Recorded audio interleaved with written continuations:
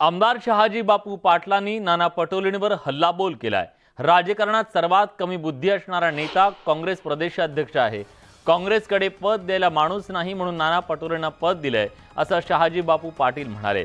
तर शरद पवारांचे आणि माझे भावनिक नातं आहे। मी 30-40 वर्ष काँग्रेसमध्ये काम केलंय। भावनिक नातं असणं नैसर्गिक असणार आहे।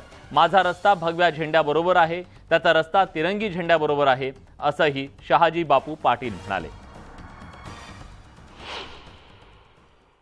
आपल्या मानदेशी भाषेत एक म्हण आहे, तुम्हाला माहित आहे का? ज्याला खालतं वरतं कळत नाही त्याला कारभार केलं।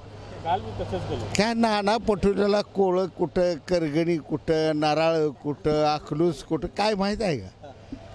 अहो आपलं काय नाही, त्या काँग्रेसचा अध्यक्षपद द्यायला कोण माणूस म्हणून ह्याला काढलाय ही काही नाही।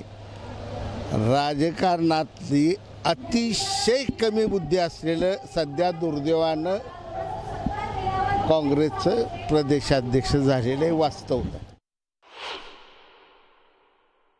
कानमंत्र समजा काय तुम्ही म्हणताय दिला किंवा न दिला, 2 नंबर बा।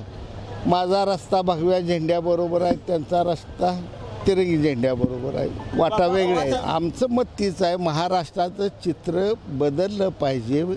60-70 वर्ष जी होती त्यांनी अजून 40 वर्ष निवांत राहावं, चाललेला कारभार चांगला चालला आहे। 40 वर्ष काम केले आणि त्यांच्याबरोबरच काम केले। भावनिक नाता नैसर्गिक असणारच।